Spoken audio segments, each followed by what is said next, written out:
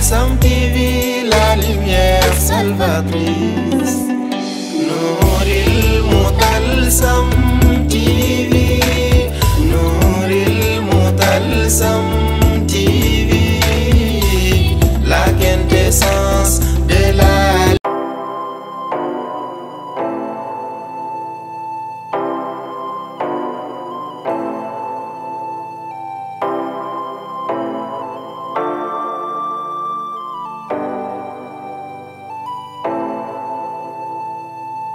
fas yéene sant ki sellal suni ruux di ko dundal ci leer te fas yéene bàkk ki barkel sunu dund di ko doxal ci leer.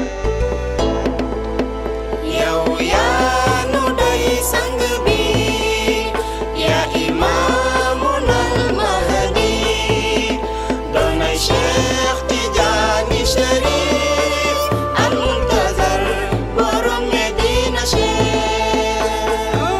kon yow may ma nopp nga xam ki mu doon nga teewlu maanaam donte sa xaqiiqam xajul si mëndu zahir ëpp na mindeef.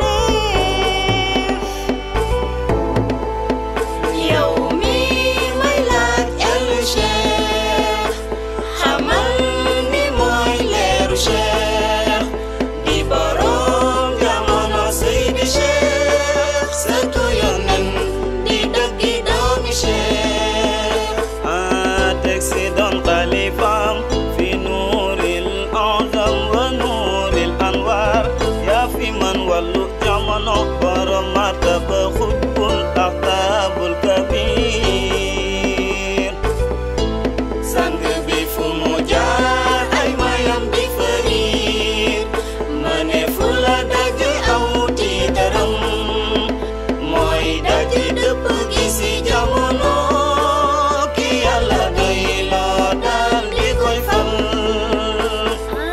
ki tax ru yi leer gaa yi seexay gaayam pas-pas bi ñooñam àndal dajjal soxtu ko randal leeru Cheikh la leen nandal si biir xaqul yaqiin. sang bi ilmul laduni la leen may tax ay riwaayaat kese doyu leen yar ak teggin la ñu xam fu xol yi jóge ñu dal di leen dalal.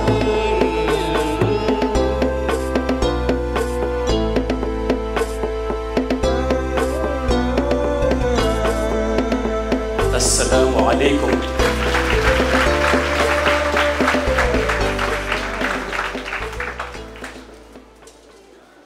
Tabarakallahu. Assalamu alaikum. Tabarakallahu. Nous saluons toute l'assistance et vous faisons nos ziyaras. Soyez les bienvenus. Nous rendons grâce à Allah subhanahu wa ta'ala, comme il l'a si bien dit, la in shakartum la azidannakum. Si vous êtes reconnaissant, je vous augmenterai en bienfaits. Nous lui demandons de bien vouloir les accepter, car cela dépend uniquement de son bon vouloir. Car il est Al-Malik, qui signifie le roi. Il est Al-Malikul Mulk, qui signifie le possesseur du royaume, le royaume par excellence.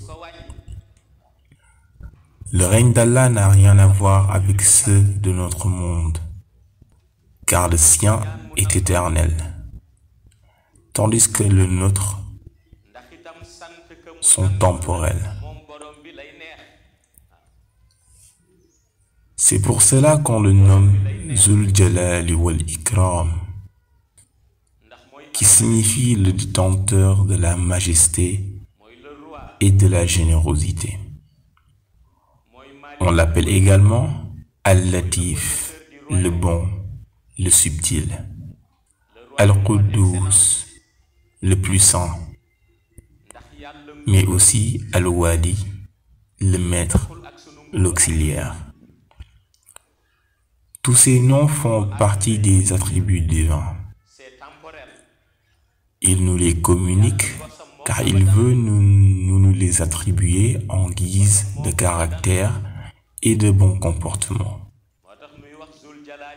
Ensuite, nous renouvelons nos ziyaras auprès du prophète Sayyid Ahmed, paix salut sur lui, celui à qui Allah subhanahu wa ta'ala a offert les trésors des deux mondes à travers sa lumière. Allah subhanahu wa ta'ala a introduit sa miséricorde dans la poitrine du prophète paix et salut sur lui et l'a envoyé. Wa ma arsalnaka illa rahmatan lil alamin. Et nous ne t'avons envoyé qu'en miséricorde pour l'univers. Certains sages disent que c'est la présence du prophète, paix et salut sur lui, sur terre qui témoigne de la miséricorde divine.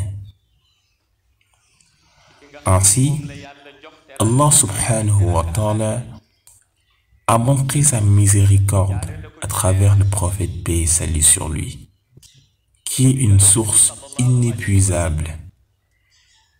Dieu nous dit: il est pris parmi vous, mais sachez qu'il est une bénédiction pour vous. لقد جاءكم رسول من أنفسكم عزيز عليه ما عنتم حريص عليكم بالمؤمنين رؤوف رحيم.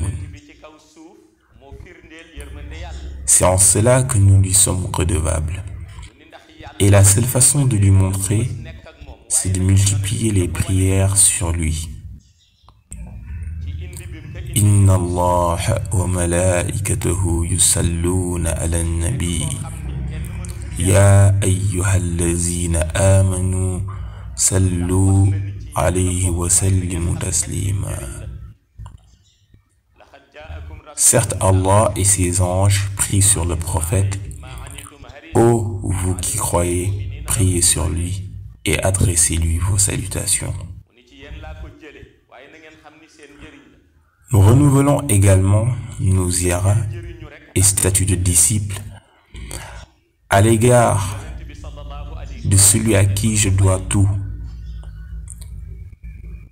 celui grâce à qui je suis devant vous aujourd'hui, qui est Mawlaya Cheikh Ahmed Tijani Sherif radiyallahu ta'ala anhu.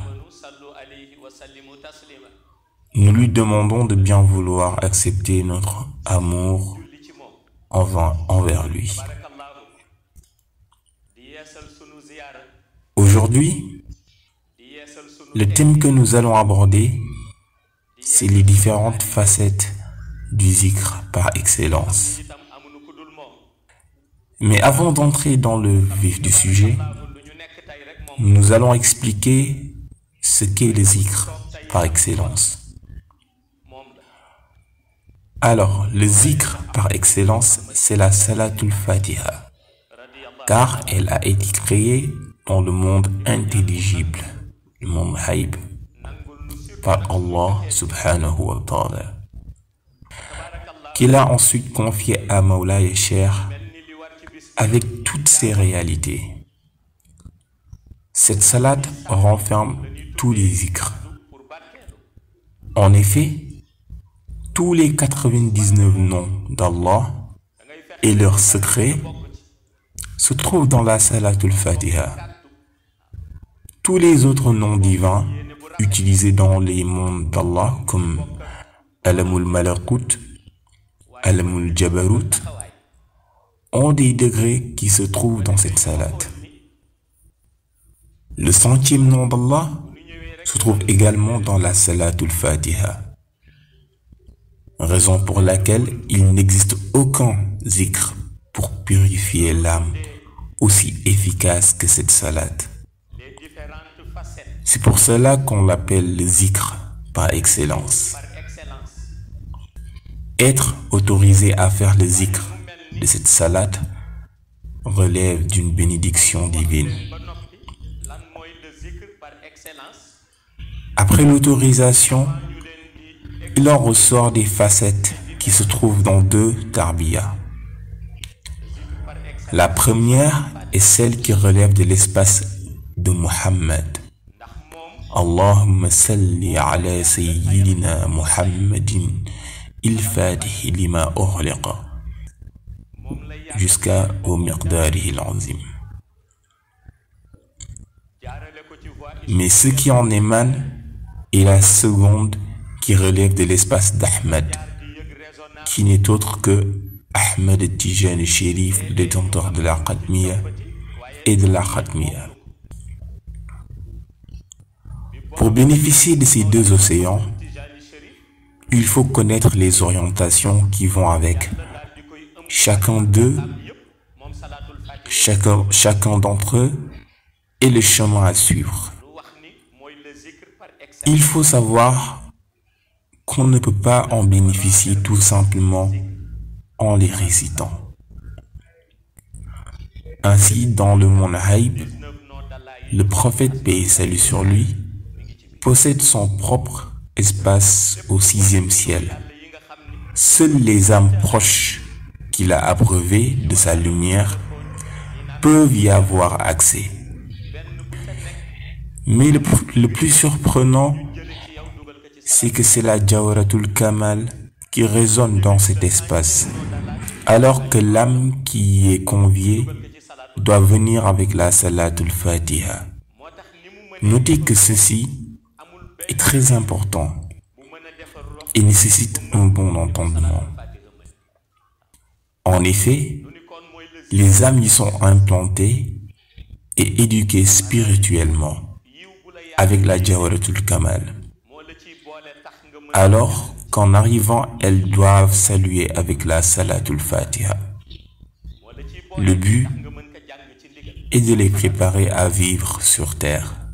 Nouril Mutalsam TV, la lumière salvatrice. Nouril Mutalsam TV, Nouril Mutalsam